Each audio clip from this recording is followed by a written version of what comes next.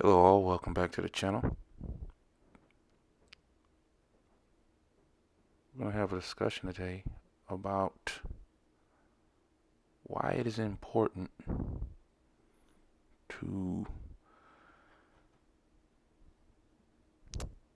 to adjust to your realities, to adjust to the things that are happening around you, and why I believe that this is what Sony must do in order for the quote unquote doomsday scenario that they seem to have cast on them on a daily basis now uh, from happening. It's no secret that the last few weeks have been kind of tumultuous for Sony in particular, but they've been, the last few months, the whole year for the most part, has been tumultuous for the industry. A lot of studios have closed, a lot of people have been fired. It has not been as great of a year for people who are directly involved with the industry as it has been for consumers who've gotten a hold of their wares, their art, their games. We need to talk about uh, the latest batch of releases and where they're standing right now and what that means. And it should circle us back around to why I believe Sony is in a situation where they must quickly adjust to what's happening. If you are familiar with Steam, they have a best sellers list. And when you go to that best sellers list, you can either pick, I guess, the best selling list for your region or your best sellers list globally.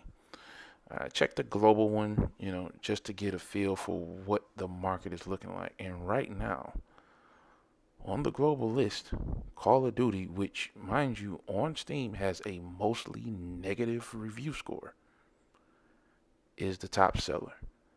It is the best seller on Xbox. It is the best seller on PlayStation. Every platform that it's available on, it is the best seller.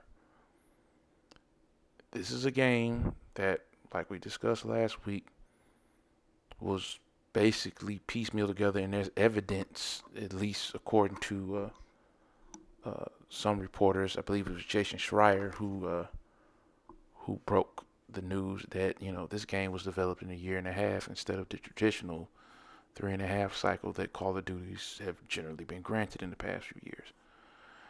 Again, I don't know for a fact if the reason it was done in such a quick time was to get out of the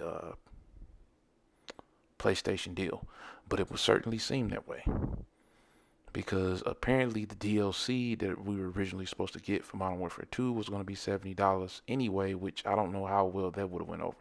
So there's if that's the case, then one or two things happen. Either what I said is true, and once they announced they were going to be bought by Microsoft, they said, let's get the hell out of this deal as quick as possible, turned that DLC into a game, told them you got to hurry up and finish it, and then shipped it out. Or, somebody told them, yeah, $70 for DLC ain't going to fly. You got to do something else. At any rate, if you look at how the game works, having to connect to the Call of Duty hub as it's called now, and I believe there are some issues with people launching the game digitally because they bought Modern Warfare 2 physically.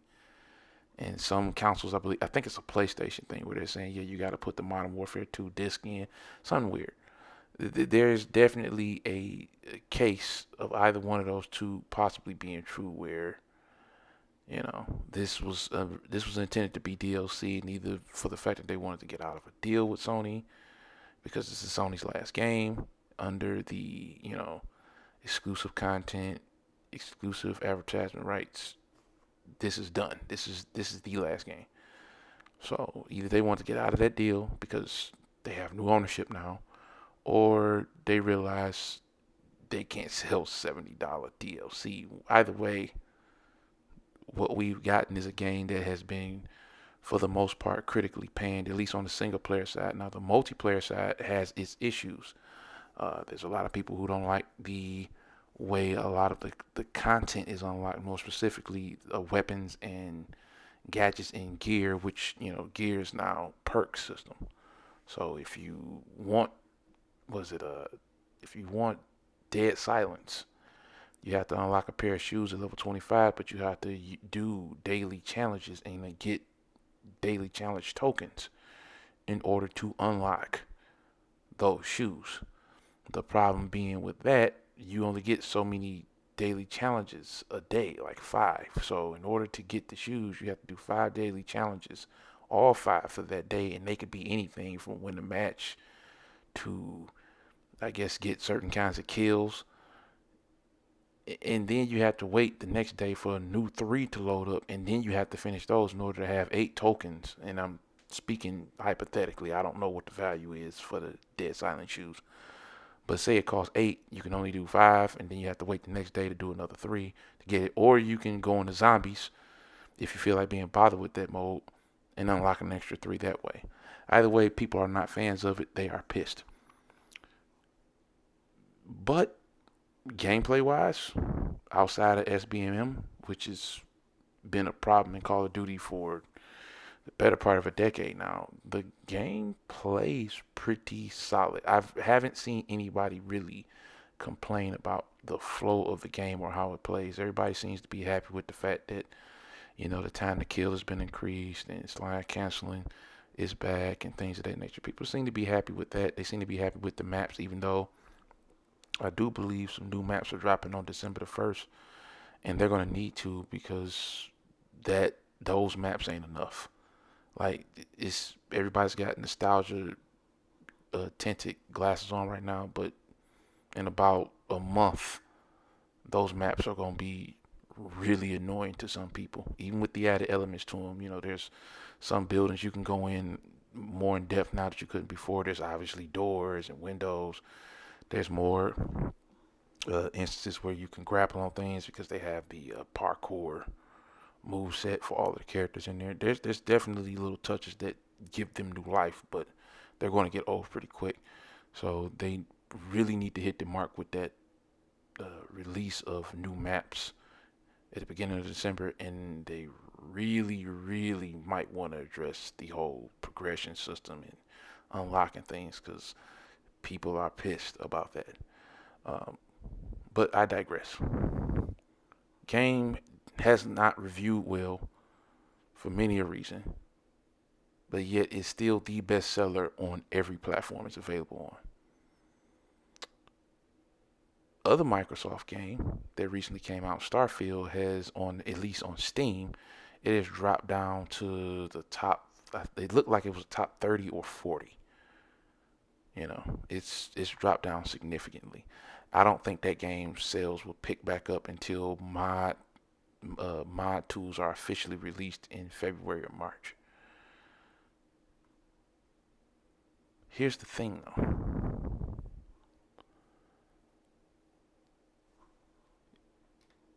You have to look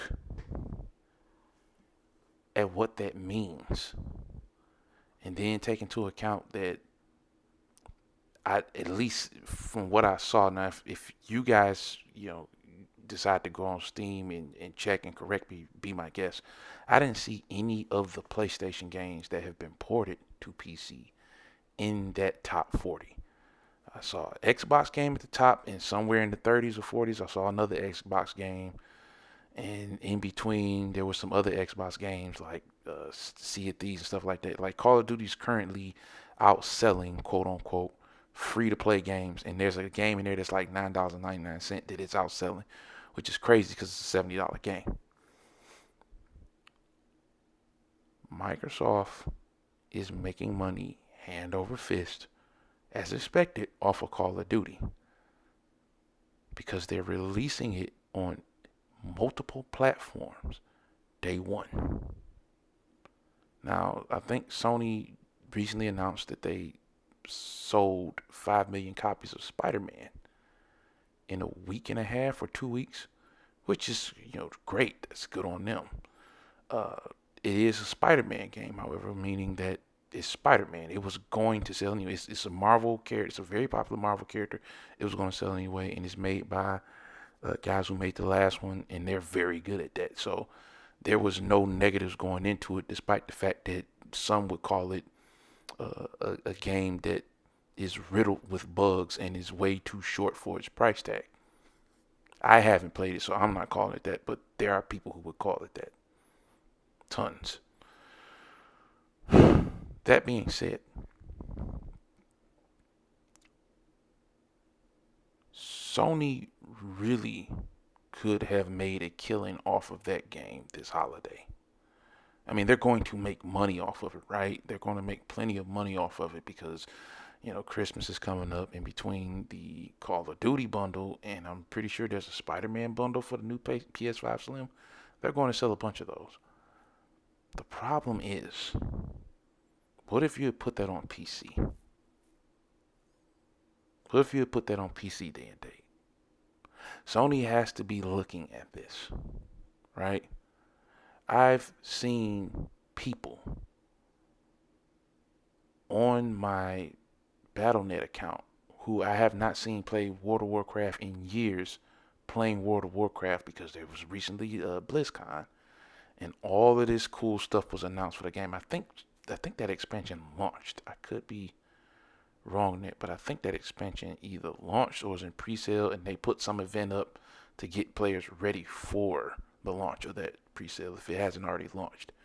But like 2 or 3 people I know that I haven't seen log into Battle.net in years logged into Battle.net and started playing that game. They just launched a mobile game called World of Warcraft Blitz or something like that. It's like I think a strategy game, not too dissimilar from Kings versus Kings. You kind of drop soldiers on the field and they walk toward the enemy and stuff like that. Like Microsoft's making money hand over fist. Call of Duty Warzone mobile is going to drop soon. I think the pre not orders, because you don't pre-order free to play cell phone games, but like the pre-registrations for that game are pretty high. This is the future. This is the problem that Sony faces. Now, one might sit here and say, well, the quality of these games, right? The quality. Well, Spider-Man 2 was a glitchy mess. It's supposedly very short, and I can say it's a glitchy mess because there was tons of videos out there showing that. There was tons of videos out there of it crashing. There was tons of videos out there of him falling through buildings. The experience may not have been everybody's experience, but it was happening enough that there's a library of videos showing it. So I say that to say this. We know that a good portion of Spider-Man's team was working from home because of the COVID situation. This game was being built during COVID, as was Starfield, as was this Call of Duty to an extent, or at least the planning of this Call of Duty. And we also know now that apparently this Call of Duty was rushed. I have always maintained on this channel that I believe that in general, PlayStation's developers have proven that they are more capable of making quality products to this point than the large majority of Microsoft's developers have. And you can go back and check my videos. I've never not said that. Here's the problem. I have also said that Game Pass, and if I haven't said it before, I'll say it again. I'll say it for the first time today. Game Pass and Microsoft's willingness to release on multiple platforms damn near make their games foolproof. Damn near makes their games foolproof, which means regardless of how good or bad they are, they will not fail because you can play it on Game Pass day one, or it's available here and it's available there. You can get it on here and you can play it on your cell phone. It doesn't matter. You can get your hands on it. There's a lot of ponies out there who get in their feelings when they find out that Sony may put their games on PC, or Sony's porting their games on PC. Let me tell you guys something right now. If Sony is smart, they're not listening to a damn thing you're saying, because you guys don't know anything about running a $1 billion company. You guys sit in your room with your neon lights on your wall and your PlayStation posters on your wall, and you whine and you rant nonsense, not knowing a damn thing about business. You have a committal to a plastic box. Microsoft has already weaned their customers off that. And by weaned, they've already trained their customers to understand, because there was a few of them who got pissed at Phil and got pissed at Microsoft when Microsoft announced, yeah, we're going day and date on PC. I think one of them famously left and became a pony, whatever the hell that means, right? And apparently he's back now. At any rate, it does not make sense in 2023 to tell customers who you want to sell these expensive to make high-end games to that you have to buy my $500 box in order to access it. It doesn't make sense. It's stupid. It really is. It's flat out dumb. And you can feel however you want to feel about that. I don't care. Because I guarantee you right now, if there's a timeline that exists where Sony, and I want to hit you with hardware, damn software. If Sony had made the PlayStation VR 2 also compatible with PC, I guarantee you the release lineup and schedule for that piece of hardware would not be as bleak as it looks right now, because it's not looking good. Right? It's not looking good at all. So, I say all that to say this.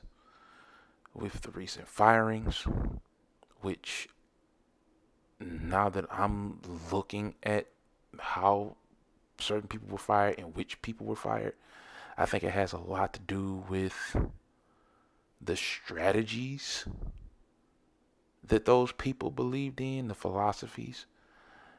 Jim Ryan may not have been fired or ceremoniously let go because of his failure to stop the ABK Microsoft merger. I don't think he stood a chance of doing that anyway.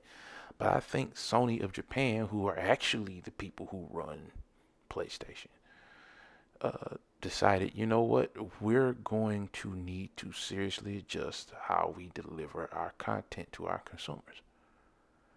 Do not be surprised. It won't happen this year, because obviously there's a month left. But I do believe Helldivers 2 is coming out, and while that's a PlayStation game, it is going to launch simultaneously on PC. Now that doesn't surprise anybody, because the first one did. It's a live service game. It needs to reach as big as audience as it possibly can. We saw this with Predator Hunting Grounds, and again the first Helldivers. But do not be surprised if that next major single player PlayStation exclusive game launches on PC day and date, because they need to. They cost too much damn money to make, to hope that you guys go out there and buy them. They cost too much money to make, and it's going to bury these companies not being able to make maximum profits because they want to appeal to your stupid sensibilities, and you don't know a damn thing about business. And I think that's why a lot of those people got fired. There's people that were there for 30, 35 years, damn near since the beginning of PlayStation, that were fired. And it's probably because there was a clash in philosophies. Never forget, Sony's a Japanese company. Japan runs them. And Japan has been on board with what Microsoft is saying. It was Japan who decided to use Azure for their cloud services, and when Jim Ryan denied it, it's pretty much known that they're still using them to some extent. At least that's the belief. Everybody's using that stuff. There's something coming, right? That if you just a fanboy and you want to argue over plastic boxes and loyalty to companies and brands, you're not going to see it, because the battle you're talking about is stupid. Yeah, it is as Phil Spencer said in a court case, it is a false construct. It's not real. There's a serious level of business implications that are going on in the background. You see Sony, I mean, not Sony, Apple building their own silicon. They're making laptops that not only handle, business and uh, work applications on a high level, but I can buy Liza P on this MacBook that I am recording this video on right now and run it at 60 frames per second. Like Apple, I keep saying Sony. Apple is slowly but surely sneaking back into gaming, and that's not even the worst of it, right? Lenovo, ROG, and Valve, who just recently announced that on the 16th of this month, they will be releasing an OLED version of their Steam Deck, all have these micro PCs out there that are damn near running a good majority of the games you can play on these boxes that have to sit under your living room or bedroom TV. You guys really aren't understanding what's happening. That is going to be the wave of the future. It's not streaming, it's portable handheld PCs. Honestly, I'm worried about Nintendo because yet though Nintendo is Nintendo and they have Zelda and Mario and Metroid and all of these great IPs that everybody loves, the the chances that they're going to put out a handheld hybrid evolution of the Switch that matches the power of the Go or the Ally or maybe even the Steam Deck might be slim. And if the Steam Deck is now $350 for the older version, and the ROG Ally and the Novo Legion go down $100 or $200 over the next year or some change, why would you buy a Switch 2, especially if, like the Switch 1, people are probably going to have emulation of that device running in less than a month?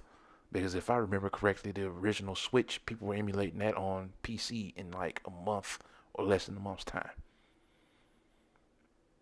And if you, pattern wise, if you look at Nintendo, they put out a system that sells really well. They put out a system that doesn't sell really well. They put out a system that sells really well, and then they put out a system that doesn't sell really well. That has been their pattern since the Nintendo 64. Not counting the handhelds, obviously, those things sell like gangbusters. But like you had 64, then you had the GameCube, you had the Wii, then you had the Wii U, and then you had the Switch. History says History says they got some defying to do. And with three other handhelds on the market that might be more capable than it is by launch, there could be a problem there. And Nintendo, we're not even gonna get on them, right? They're not. They have not ever gotten off of this horse of not of releasing their games on PC. I don't see them doing that. As a matter of fact, you're gonna have to force them to do that, unfortunately. And maybe that'll happen, maybe it won't. But I think the first ones that are gonna have to bend the knee to the idea that you gotta release your games on PC day and date in order to actually stay competitive in this thing is Sony, because your next biggest competitor is making money despite themselves. And here's the thing, right now, yeah, a lot of the games that Microsoft has put out have been either okay, good, or divisive. The review scores and overall feel of Starfield says it's not divisive. It says it's a good game, but I'll go ahead and say it's divisive. Something like Redfall is clearly not good. It's clearly broken or whatever, but they keep improving that game. And Call of Duty is Call of Duty. Call of Duty is like Madden or NBA 2K. It doesn't matter what the people on the shoe boxes or whatever with their bullhorn says. There are people who just buy it every year because it's Call of Duty, and we don't give a damn what you're talking about. I'm trying to shoot some people online. Microsoft has about 3 or 4 games like that now. And what you guys need to understand is they're going to make a ton of money. A ton. Their revenue is going to be stupid. And if Sony's going to keep up or catch up, because I think next year that's what they'll be doing is playing catch up, they're going to have to change their strategy. When this God of War Ragnarok DLC that's rumored to be coming out in the eventual Spider-Man DLC, because I'm sure there's extra content coming out for that, they're going to have to probably coincide with the PC launch of those games. Because if they don't, I mean, yeah, you'll still make money off of it, but you're leaving so much on the table. It's got to stop. It's got to stop. They got to go day and date with PC. And if you just love PlayStation that much, just play it on your PlayStation. But they're not Nintendo. And I think a lot of the people that just got fired thought they could be like Nintendo. You're not Nintendo. Nothing you make is as beloved as Mario. Nothing you make is as beloved as Zelda. It's just not. You don't have a Pokemon at Sony. You got good games, but you don't have those. But time will tell. We'll see. At any rate, guys, that's the end of me standing on my soapbox for this video. I will see you in the next one, and God bless. Till next time.